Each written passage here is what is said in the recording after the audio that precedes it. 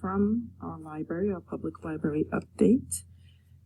So Director Beth, if you could, excited to see how the library is doing.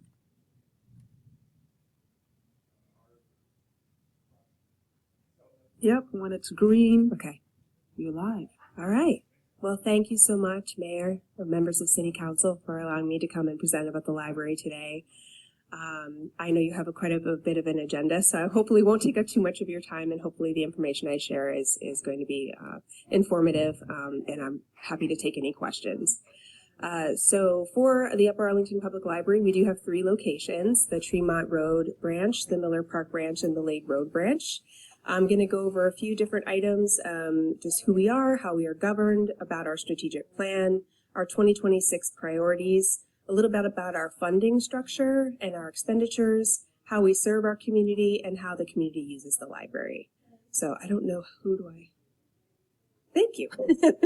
Who's clicking so I know where to look? Thank you. All right, so we are a municipal library, which means that the City of Upper Arlington is our taxing authority, and the major responsibilities of the City of Upper Arlington for the library are to appoint our board members and to put our local levy on the ballot. We have a 7-member board, each member appointed for a 4-year term by City Council. We have a vice president and a president who serve for more than 2 consecutive years, appointed in January. And then we have 2 standing committees, a finance committee and an operations committee. Finance committee is responsible for the oversight, fiscal transparency of the library, and operations deals with everything like amending library policy, as well as just general operational issues for the library. So other things that the board does is that they help us envision and create our long-range strategic plan. We are on the final year of our strategic plan. They are the ones that determine what levy that they would like to bring forward to the community after review of our finances and the needs of the library. And then another major responsibility of the board is to hire and evaluate the library director, myself, and our fiscal officer. So as I mentioned, our strategic plan was a 5-year strategic plan, and it focused on 3 areas. So the first is marketing and communication. So this was essentially to produce an effective communication strategy to increase use and awareness of the library's role in the community.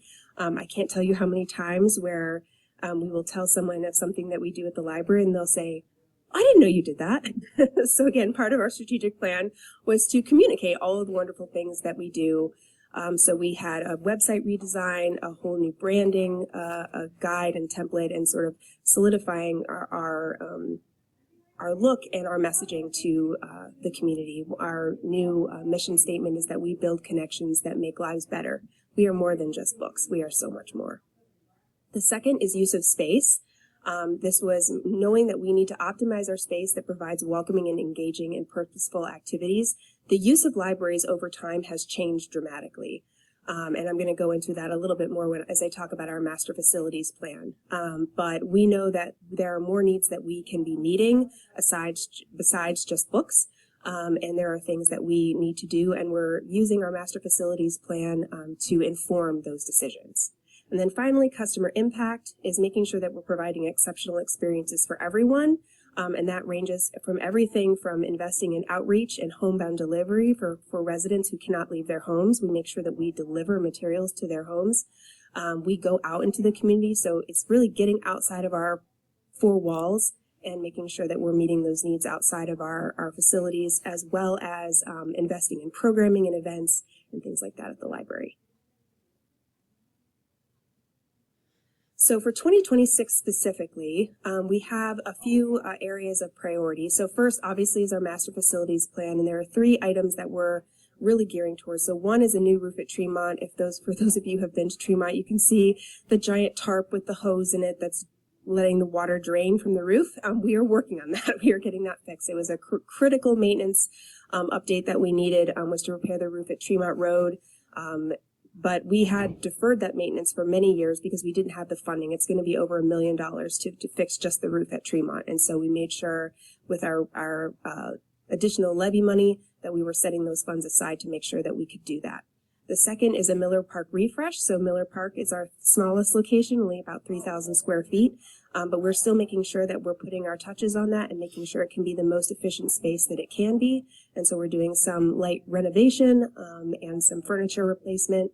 And then finally, our biggest is our Tremont Renovation Planning and Community Task Force. So Tremont Road is our largest building. It's about 60,000 square feet. This will be a major renovation. HBM Architects and Interior Designers, the company that we're working with, estimated about $13 million for renovation of this building.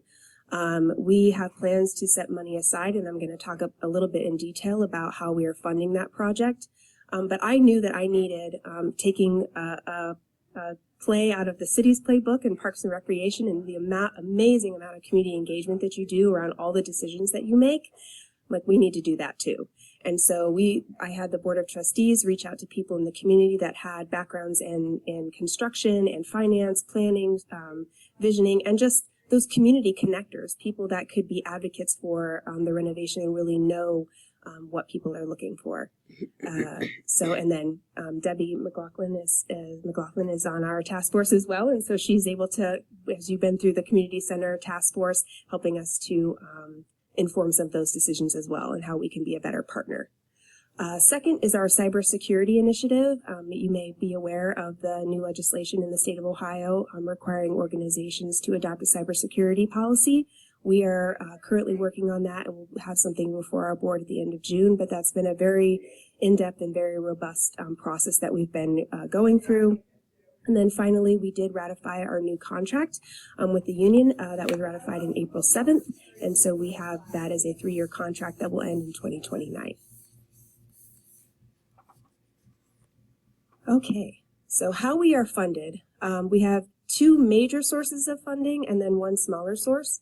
So first is the Public Library Fund. This is funding that comes directly from the state of Ohio. It used to be a percentage of the state budget. And just in this past recent budget cycle, it was changed from a percentage of the state's general revenue to a fixed line item.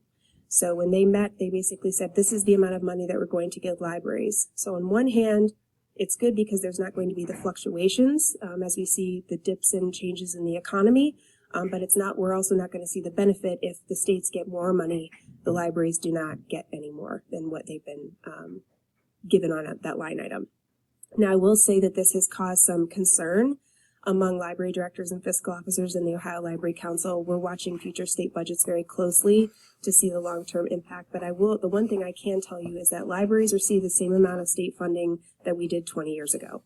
So that's just the reality but on the plus side, we are one of the only states that have state funding for public libraries, which is why we're one of the best states for libraries in the country. Second is our property tax levy. It's our local funding. So voters approved a $1 mil increase in 2022. It is for 10 years and runs through 2032. But one thing I did want to mention to you, so you can see I have my chart up there from 2020 to 2025. So the green is the public library fund. The blue is our property tax levy. And so you can see a big jump from 22 to 23 that brought in about $3 million more a year for the library. That was a significant investment in the library, and we are beyond grateful and continue to be grateful for the voters approving that levy. We've been able to do a lot with those funds. However, it does not increase with rising property values. Those amount of money that we get from our local levy is fixed and will not increase unless we go back to the voters. And then finally, we have our other income, which is mostly interest and a small percentage of passports. We are a passport agency, and we do bring in about $100,000 of revenue each year from our passport service. So a look at our expenditures, the breakdown of how the library spends its money. 3 major categories. Obviously, the largest are salaries and benefits. The second are other expenditures, which can be broken down into buildings repairs, maintenance, technology, consortium fees, and professional services.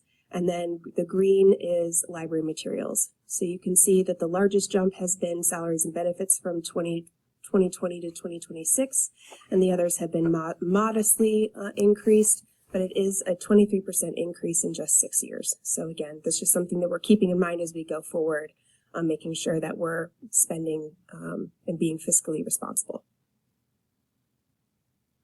So looking forward, our operating revenue and expenditure forecast from 25 to 32, you can see the top line is blue, that is revenue, and that is flat. So again, we do not get an increase in property tax money if property values go up. We do not estimate an increase in state funding. The only thing that tends to fluctuate is our other income, and that's only about $500,000, so it's not a lot. You can see the brown line. Now these are forecasts. These are projections that are planning assumptions. They don't represent future policy decisions by the board or contractual obligations, but we still have to try to estimate where we're going to be by the end of the levy cycle. And as you can see, we'll be just right where we are, just about to spend more than we're bringing in by the last year of the levy. Now that's unless we make any cuts or we see an increase in state funding. There's lots of things that could happen in that time frame. The lower number, the orange line at the very bottom, those are transfers to the Building Improvement Fund, and I'm going to talk a little bit more about that. So go ahead. So one of the biggest threats to public libraries that I felt that I needed to share with you today is that I am aware that there are conversations and groups that are organizing to eliminate property taxes. As I just mentioned, about 60% of our revenue comes from our local property tax levy. This would be devastating for the public library. So libraries as a whole are a very small portion of property taxes statewide, but is an incredible amount that allows libraries to provide the services and operate the way that they do.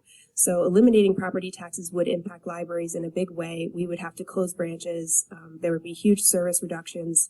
It would be a loss of local control because our libraries would not be funded at the local level, and we wouldn't be able to provide the amount of partnerships that we currently do because we wouldn't have the staffing or the capacity. Okay. So projected Building Improvement Fund balance. So this is showing the monies that we're transferring to the general fund. So I want to back up just a tiny bit and let you know, the libraries only have a few different ways that they can get revenue to pay for building projects. The one is to transfer money from their general fund or use money out of their general fund to pay for it. The second is to borrow. So, for example, I love Columbus Metropolitan, and no shade, but all the beautiful buildings that they've built, they've borrowed against state funding. So they're about $90 million in debt. My board, when we had these conversations and we looked into borrowing against the public library fund, my board is incredibly fiscally conservative. We do not want to take on debt to fund these projects, and so they were like, we have to find another way. The other is a bond or putting additional tax levies in front of the public. But with the money that we received from our levy, I made a promise to this community, and my board made a promise, was that we were going to fund this with the money that we were given from the community. That was a levy promise that we made. And so here's how we are going to do this. So we are planning transfers from the general fund to the Building Improvement Fund to allow the library to build dedicated capital reserves without relying on debt financing. So Building Improvement Fund projected to reach approximately $8.6 million by 2029. Now this does not include any periodic maintenance, which we do have to budget for, so it should be slightly lower than that. But this should provide substantial resources to support future facility investments. The task force has been told about $6 million is your base. And even though HBM came in at $13 million, I'm going to show you what we were able to do with Lane Road at half of what they estimated.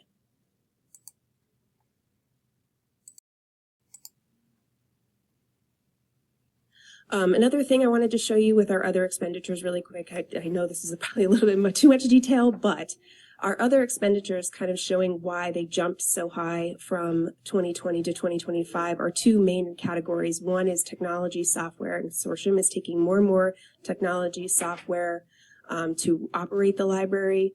Our consortium costs have gone up. And we started funding our programming through our general fund. And then we've increased our professional memberships, dues, and fees.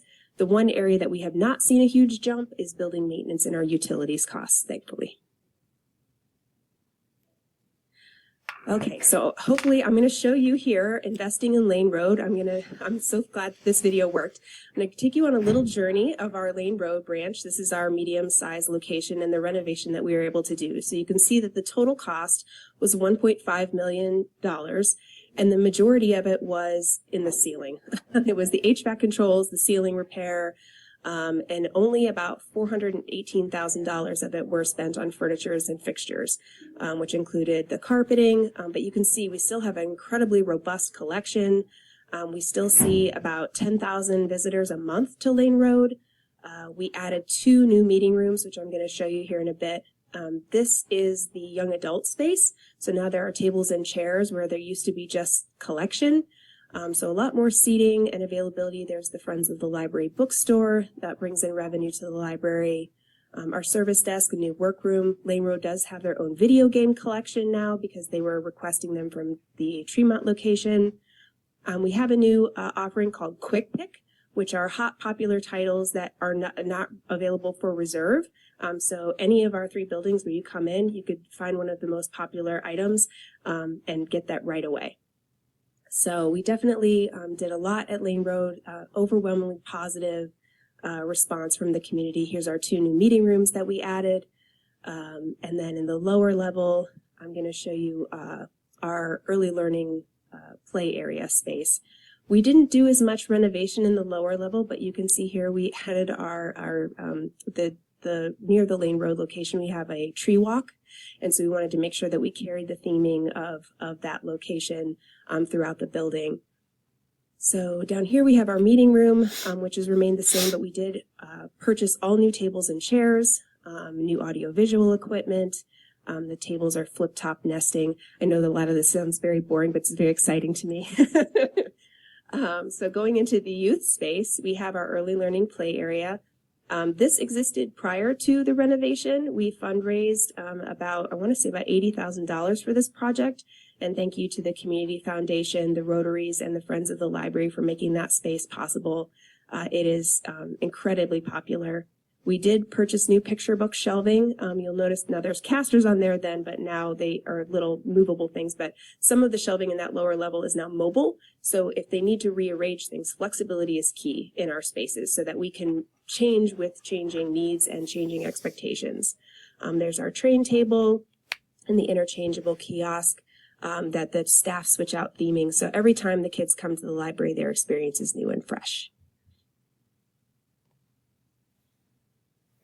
Okay, just a few more slides. How we serve, again, as I mentioned, the library is more than just books, although that is the primary business that we do. So books, we have hundreds of thousands of books for every age and interest, including ebooks. We have magazines and print and digital. We have movies, video games, and music. We have a robust vinyl collection. We have a dedicated research department and an Ohio history room that includes things from local authors. We have computer access, fast Wi-Fi, meeting rooms, quiet studies rooms, play spaces, passport service, events and programs. We offered over 1,800 programs last year. And even more services, we circulate some kind of different items like light therapy lamps, memory care kits for our caregivers with those family members who may be suffering from dementia or Alzheimer's. Again, as I mentioned, home delivery. We offer free delivery of library materials for persons who live in our service area and they're physically unable to visit the library. We also provide English as a second language practice classes at all 3 of our locations, technology help, test proctoring, and then finally, one new recent addition to the library in our research department is our memory lab. And so the memory labs provides the community with access to specialized equipment that helps you for digitizing and preserving your personal history. So we can help you convert VHS tapes, reel-to-reel movies, photographs, slides, audio recordings into digital formats, ensuring that your family memories are kept safe and accessible for future generations. Lastly, so how the community uses the library. We have just as a reminder, in 2025, the Lane Road Library was closed from January until July. So some of the statistics reflect the fact that we had one whole location closed for several months. However, I was shocked to see that our visits only went down about 6%. So with one whole building closed, that was pretty fantastic. And then we saw a 27% increase in program attendance. 71,000 people came to our programs last year. We circulated 1.5 million items, only down about 2%, but our ebook collection was up 15%. Again, it becoming increasingly popular. Research tools, we provide news databases and research databases. Again, highly utilized, up 12%, and then public computer usage down 6%, again, more attributed to the fact that we had a location closed. And I think that is it. So I'm ready to take questions. Fantastic. Colleagues. Councilmember Fort Camp? Thank you for sharing all this news and what's happening with our libraries here in our community. As an avid user, I appreciate that. I do have a couple questions. You had cybersecurity as one of your primary bullet points. Can you dive down to kind of what you guys are experiencing or what threats you guys are experiencing? So this was more because it was mandated at the state level. So I would say as far as the threats we're seeing, it's the general threat, like phishing attempts and things like that. But now we are legally and mandated by the reporting structure that we're supposed to undertake if we do get like a ransom or something like that. So, but as far as threats we've actually seen, it really isn't any other than just the general phishing things that you get to your email. Awesome, thank you. And my second question was for your labor contracts and your negotiations.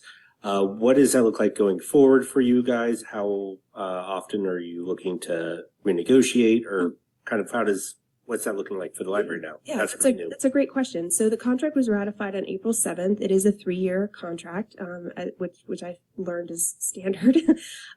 So we just recently had our labor management training. This is very new to us, and so we're all learning together. And so we met and kind of learned the mechanics of having a union and what the labor management responsibilities are. And so we will probably start renegotiating the next cycle about 6 months prior to the end of the current contract. Does that answer your question? Yeah, thank you. Okay. Other questions? Councilmember Tracy?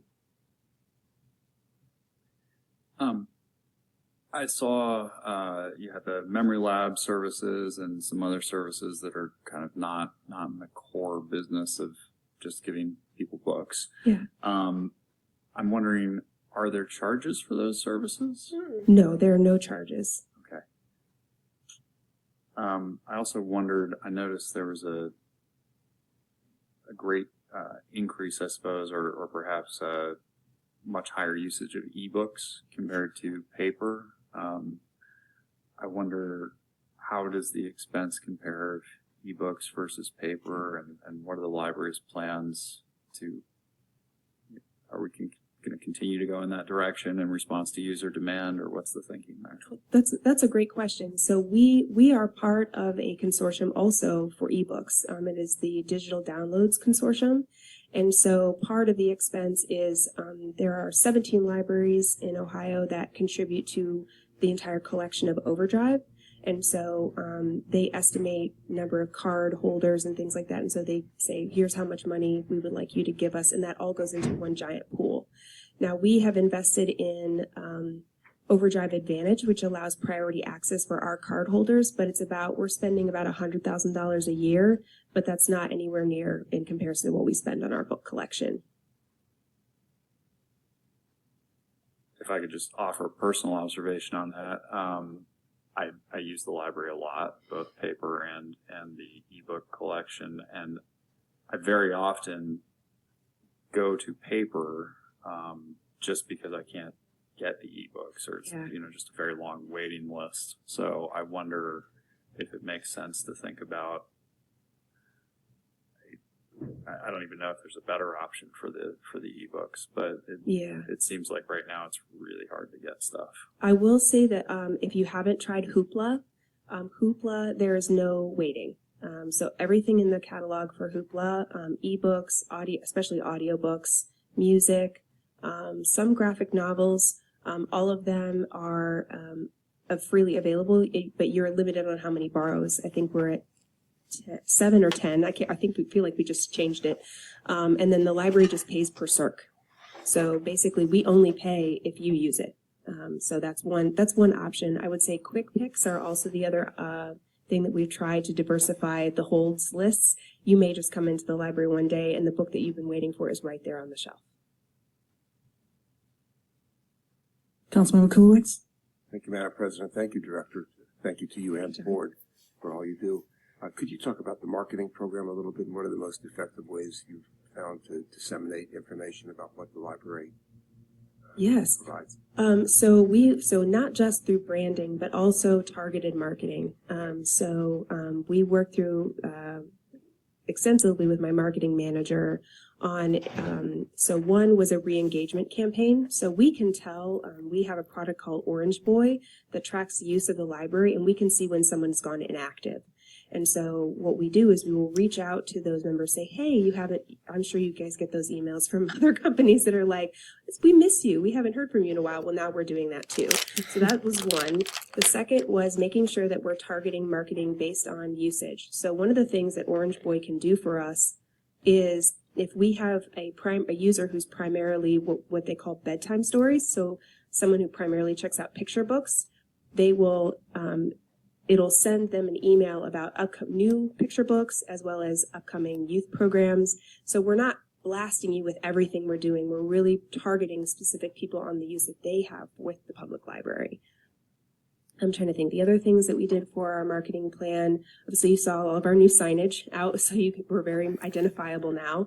We're also tracking social media statistics, which is also like engagement and interactions with our social media, making sure that we're reaching out and hitting the people that we need to reach.